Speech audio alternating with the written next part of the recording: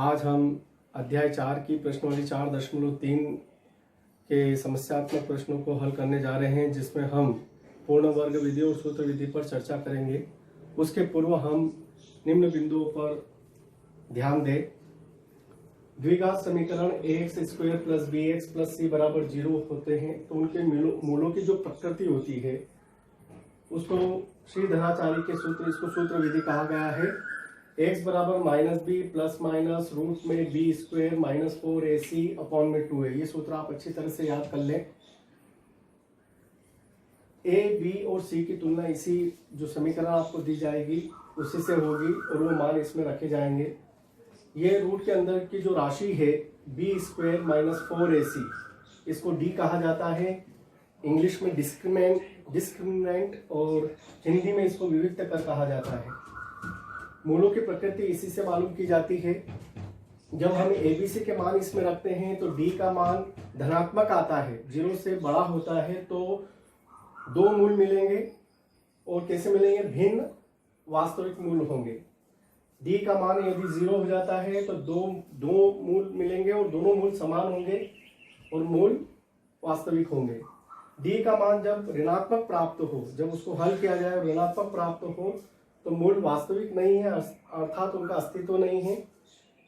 और जो इस चैप्टर की विशेषता है पूर्ण वर्ग विधि, जिसमें हम a प्लस माइनस b अर्थात होल वर्ग का फार्मूला लगाएंगे। a² plus minus 2ab plus है तो प्लस लगता है, माइनस है तो माइनस लगता है।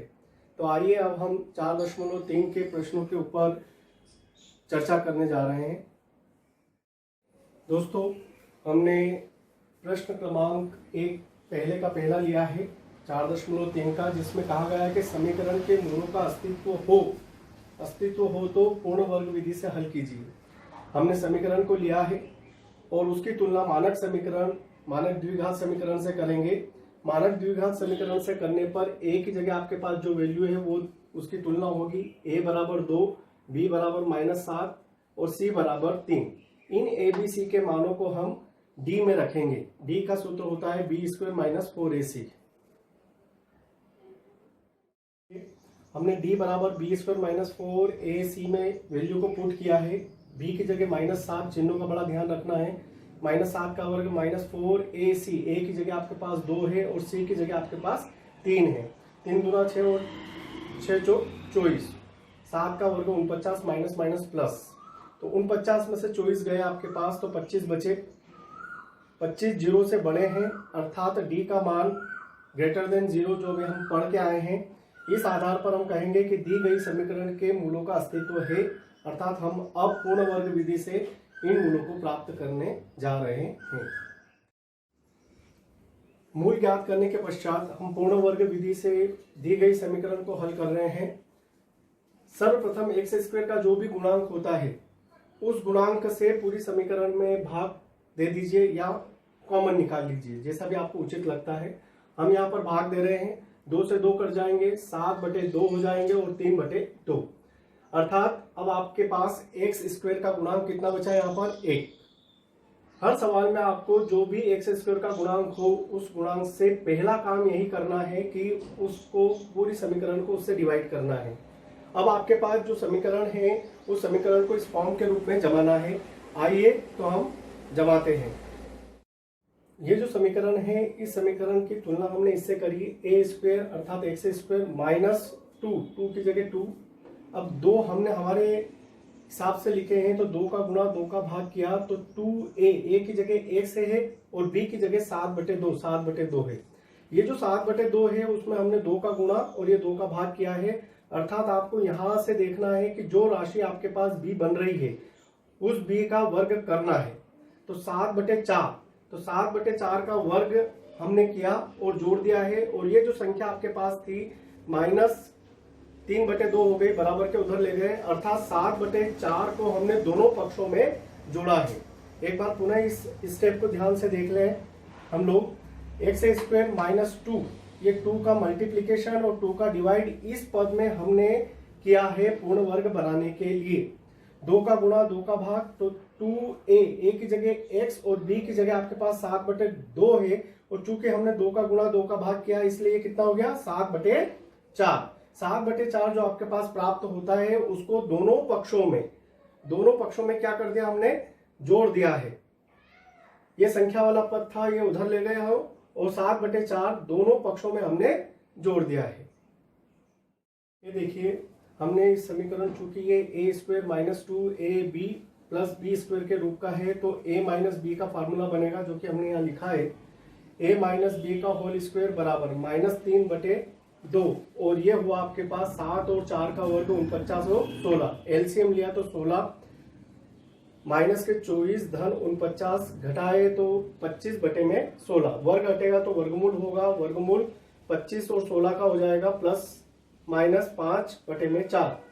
अब ये चूंकि माइनस के 7/4 है, उधर जाके काय के हो गए प्लस के, ये +7/4 धन ऋण 5/4। एलसीएम आपके पास आया 4, 7 धन ऋण 5, एक बार धन चिन्ह लिया हमने तो प्राप्त होगा x का मान 3, दूसरी बार माइनस चिन्ह लेंगे तो 7 में से 5 गए तो आपके पास 2/4, 2 एकम 2, 2 दूनी 4। इस तरह से पूर्ण वर्ग विधि के लिए स्टेप बड़ी इंपॉर्टेंट है, महत्वपूर्ण है।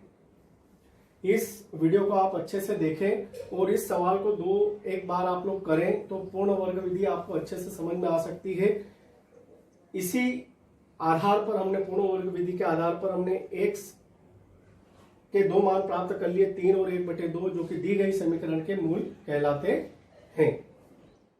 3 के ही प्रश्न क्रमांक 2 के प्रश्न को ले रहे हैं, जिसमें कहा गया है कि सूत्र विधि से समीकरण 4x² + 4√3x + 3 = 0 को हल कीजिए। यह विधि पूर्ण वर्ग विधि से बिल्कुल अलग है। हमने सर्वप्रथम तुलना करी है, वैसे ही जैसे कि पूर्ण वर्ग विधि में की है। वर्ग समीकरण x² + bx + c = 0 की तुलना की तो a का मान आपके पास 4, b का 4√3 और c का मान 3 प्राप्त हुआ है। सूत्र विधि से हल करने के लिए कहा गया है, इसलिए हमने सूत्र लिखा है। सूत्र आप अच्छे से याद कर लें। x बराबर -b प्लस माइनस रूट में b² - 4ac बटे में पूरे के बटे में 2a। अब आइए हम इस सूत्र में abc के मान रखकर मूल प्राप्त करते हैं। देखिए हमने a, b और c के मान इस सूत्र में रखे हैं, तो b की जगह हमारे पास 4√3 विथ नेगेटिव साइन, ब्रैकेट सूत्र में ही माइनस है, +- √4√3 का स्क्वायर -4ac। तो a की जगह 4 और c की जगह आपके पास कितना है 3 बटे पूरे के बटे में 2 गुणित a की वैल्यू कितनी है आपके पास 4 दूनी 8 -4√3 ब्रैकेट खोला तो माइनस के 4√3 धन ऋण रूट में 4 का वर्ग 16 और √3 का 3 तो 16 48। ये आपको रफ में भी समझाया गया है। इधर 4 चौक 16 और 16 48, 48 में से 48 गए तो 0, अर्थात अब आपके पास केवल ये राशि बची है -4√3 और पूरे के बटे में कितना 8। 4 के पहाड़े से 8 कट जाएंगे, 4 एकम 4, 4 दूनी 8, अर्थात आपके पास क्या राशि बची -√3/2। अर्थात दी गई समीकरण के 2 मूल आपके पास, चूंकि ये मूल समान है इसलिए इसको 2 बार रिपीट करेंगे हम। वर्ग समीकरण के हमेशा 2 मूल प्राप्त होंगे क्योंकि उसकी घात कितनी है 2। यहाँ पर आपके पास जो राशि प्राप्त हुई है -√3/2, वह कितनी बार लिखेंगे आप 2 बार। अर्थात इस समीकरण के कितने मूल प्राप्त हो गए आपको -√3/2, -√3/2। इस प्रकार आज हमने पूर्ण वर्ग विधि तथा द्विघात समीकरण को सूत्र विधि से हल करना भी सीख लिया है। धन्यवाद।